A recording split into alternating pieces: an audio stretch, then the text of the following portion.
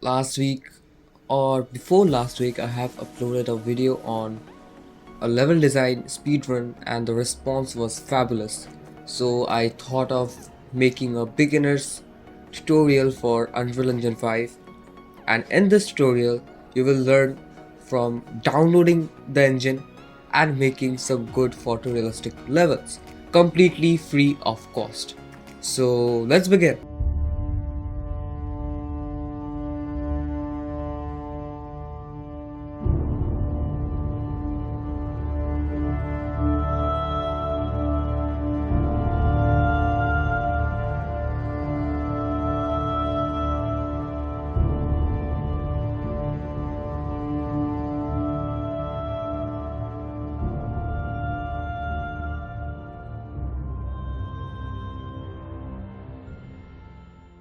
First, you need to download Epic Games from your launcher.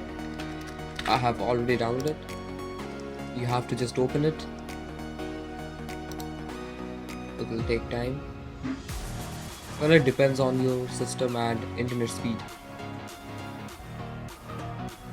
And before starting this whole thing, I wanna share the specifications required for running Unreal Engine 5, and I will also talk about running Unreal Engine 4. So for UE4 you have to have anything more than GT 610. Anything will work more than GT 610. I am using a 1050 Ti and UE4 just works fine. And for UE5, as the engine is more advanced, I cannot promise anything, but 1050 Ti you are good to go.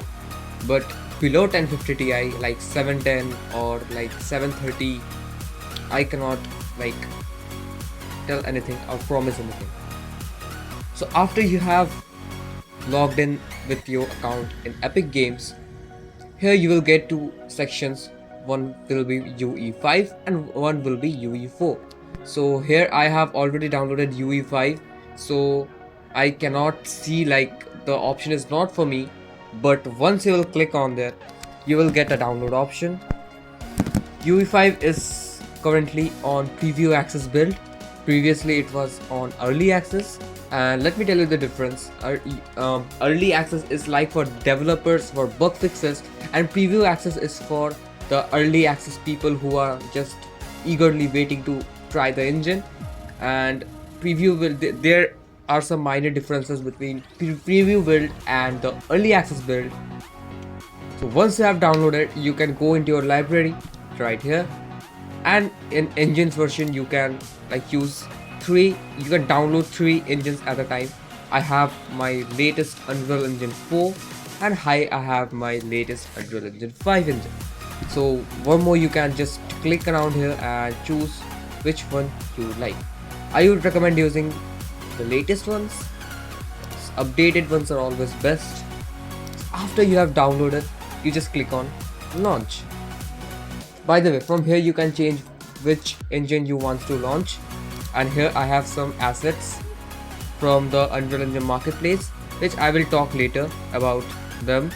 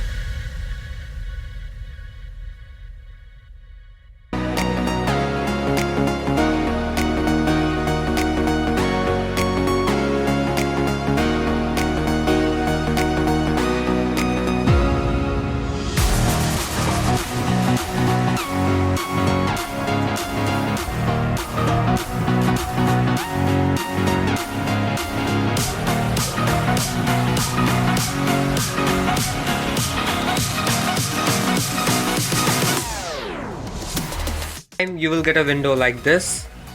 Basically, you can use Unreal Engine 5 for many purposes, for games, for videos, for movies, for VFX, for architecture, and basically for anything. You can virtually For any virtual thing you can use Unreal Engine. It's the currently best and most powerful engine available in the market.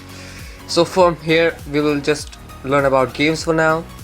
Through games you can make cinematics, you can make architecture, like this all, you can combine this all things and use it in games, but you cannot use games in either of these three.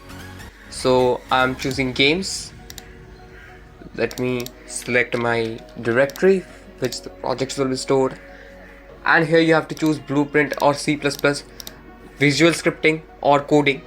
Visual scripting is like a visual representation of codes. You have to just use flowcharts and connect nodes, and basically the C++ code will be just like used as a flowchart for like better understanding those who are not into coding and stuff. But this thing is hell messy. If you do a mistake, it will take forever to find a bug. So I recommend using C++, but as you all are beginners now, I'm going with Blueprint. The target platform, it will be post desktop, PC, and quality I'm going for maximum. I'm enabling the starter content. You have to click, and you can, if you just click on it, it will be disabled, but if you click, it will be enabled. Just check it out, like once it is by default enabled or disabled. With the starter content will just basically provide you with some assets already built in and ready to mess up with. I'm going for non-ray tracing because we don't need ray tracing for now. So I'm renaming my project, my first project. So hit create.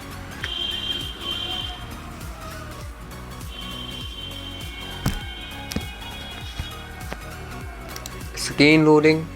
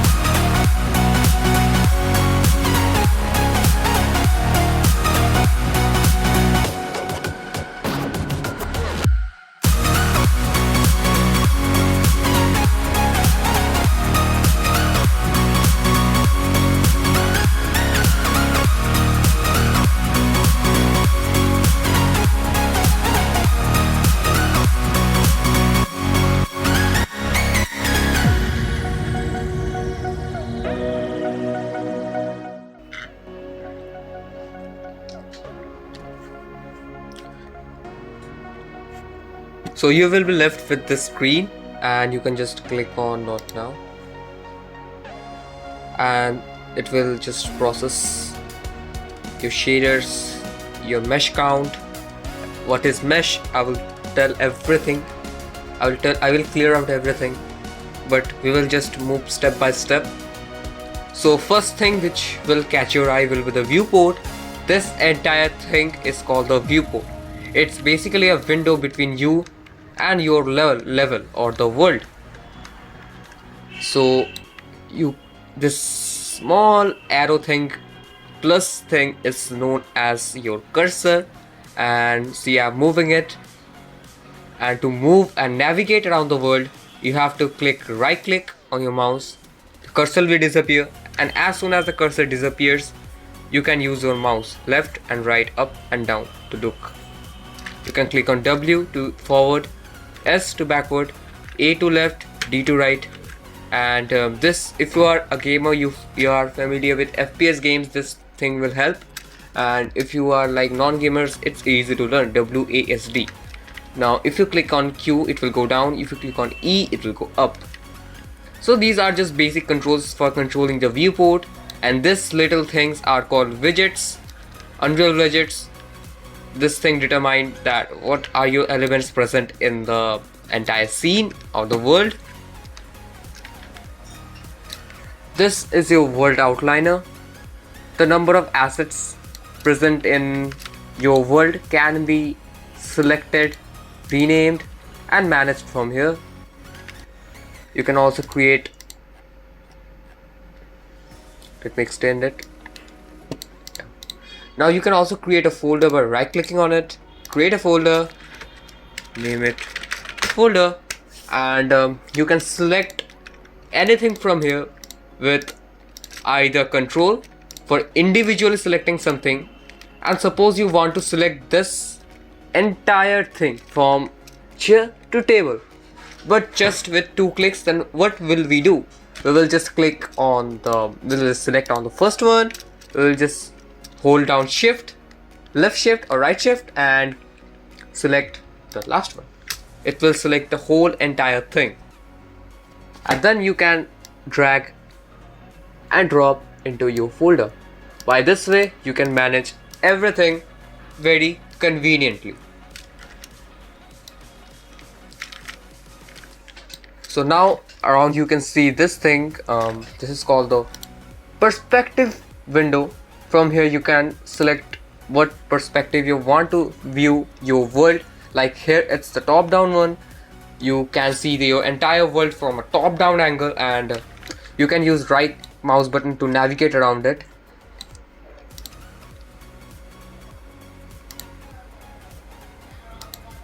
Let me select it to perspective, and if you click here you will get number of like things, number of features which will make your game development or level development very easier. You can click on unlit mode to cut off your complete lighting from the level. You can use wireframe mode to see number of polygons used in this level. You can use detail lighting to cut off all the textures and just use lighting to reduce, of course, pressure from the system. But for now we'll just go with lit to understand what are the errors present in this scene. So up right here you can see these are modes. You have shortcuts shift +1, shift +2 for landscape, shift +3 for foliage, shift +2 for mesh painting. We'll get all this slowly, but if you like, I'm gonna show you an example for landscape. If you click on landscape, it will show a huge grid. This is basically the area for which your land will be. You can customize it from here. You can change the location, you can change the rotation, you can change the scale and all these different stuffs. I will go this thing in detail when we will learn level design, but this is just learning the basics of Unreal Engine so you don't get confused. Earlier here it was a toolbar which this little things were stored, but I think they have removed it in preview build, which is kind of bad. This thing was convenient, much more convenient, but after this, like after you have created the grid lines, you can click create to create your landscape. Here are the shaders that are compiling. Shaders are basically the textures which are being implemented or baked in your models or in your meshes, and meshes are nothing but models.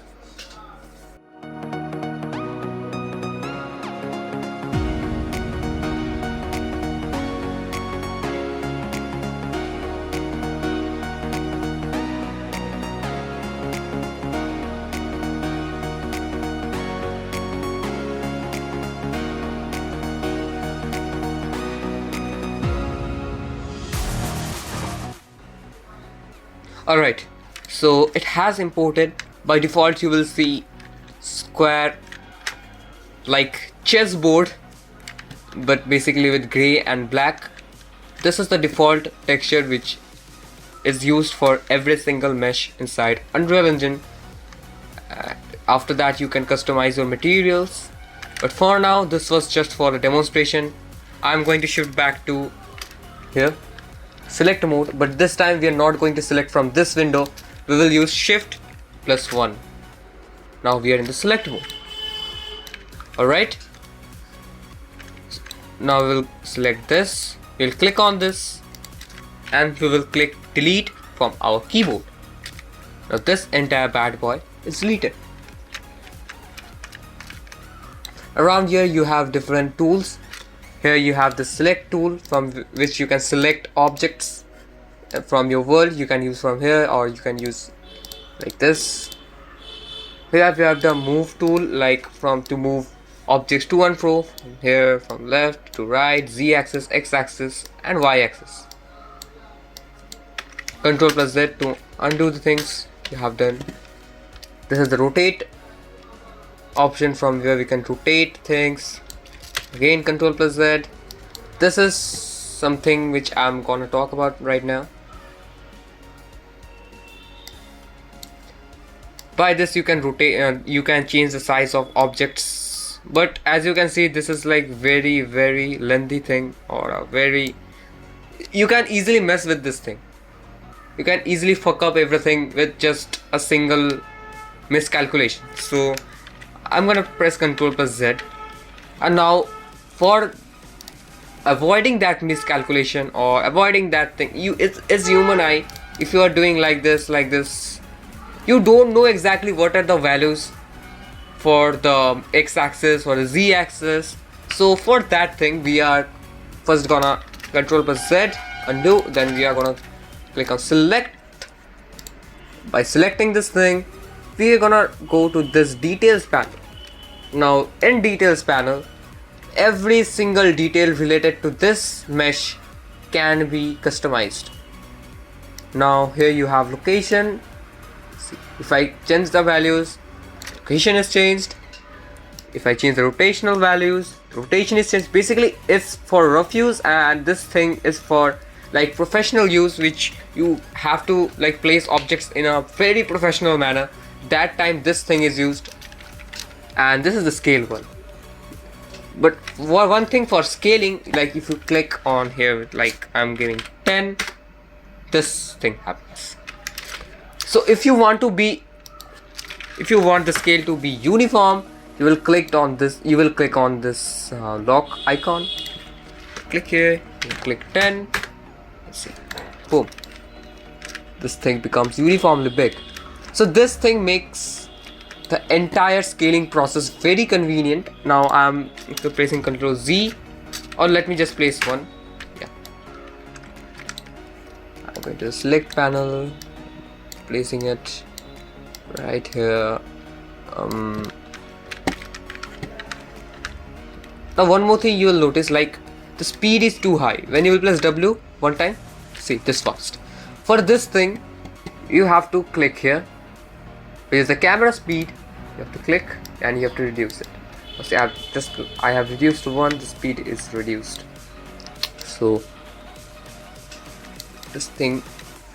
Now one more thing, after reducing the speed, you will notice that when you drag, your camera speed is reduced. That thing is fine. But once you will using these tools for some reason, like for placing objects, placing meshes, when you just use the z-axis, x-axis or y-axis, that time the amount of displacement is much more than you want. So for that thing you have to use this. This is for the movement. I'm using one value, so this time it's very smooth. Like once I rotate the mouse, this entire thing doesn't go off my screen. But if you increase this thing to like say 10,000, if I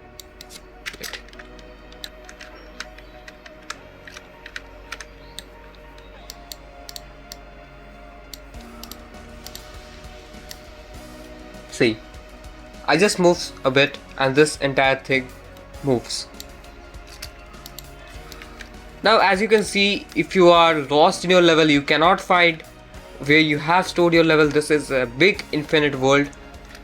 So what we will do right now, there comes the outliner, world outliner. You have to select some where your asset is stored. Like I want to, I have a chair in my level, so if I just move to the chair, I will reach my level, right? So you have to click on your asset and you have to click F. You will be redirected to your chair or your asset. So by this way you will never be lost in this entire world. But of course, if you forget the name of the asset in each level, you're gonna mess up. Now you will ask me that we understood everything, but where are these assets stored? Let me tell you, these assets are stored in content drawer. Now how to bring that thing?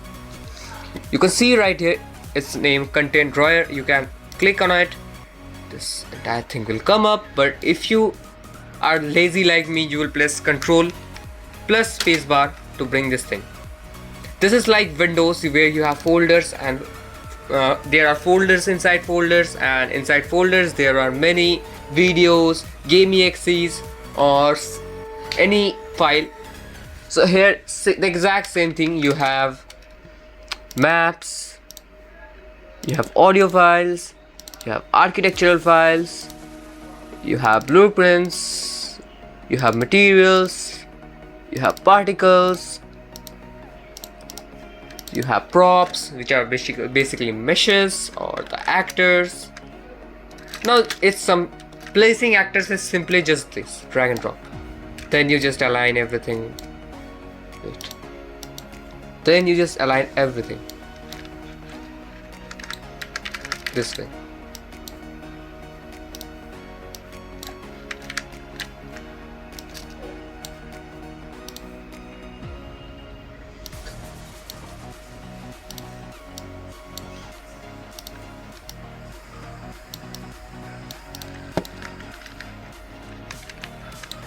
I think it's fine. So here we are. And this things, which is our last, I think so, yeah, it is our last topic for this video. These are called the widgets of your level, which will like demonstrate that which things. This is called the directional light. You can press Ctrl plus L to move this thing up and down, change the position of the sun. Where is the sun? Yeah. Let me delete the skybox. Skybox, I have deleted it. Yeah. Now you can see. Now as you can see, you can change the position of the sun by simply holding Ctrl plus L, and you will notice this arrow also changes. So this is the directional light. This will decide that from which direction the sunlight is passing through. You can always mess with this or color grade the things. So for now I will leave it to blue. This thing can change your entire aesthetic of the level. So like that, this is called the player start actor, which decides that the spawn point of your character or your cinematic. And this is called the sky sphere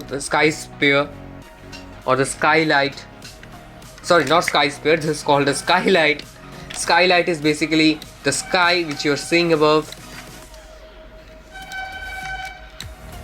This is called the reflection capture, which is used for capturing reflections around your surfaces. These are some basic widgets used for level design, and I will go deep in this topic in the Unreal Engine 5 topic if you guys are interested. So I am ending this beginner's guide for now, and if you are interested, let me know in the comment section if you want further more videos regarding level design, regarding lighting, regarding blueprinting, regarding programming, and anything related to game development from theory to practical. Let me know in the comment section. I'm down for now. Let's go.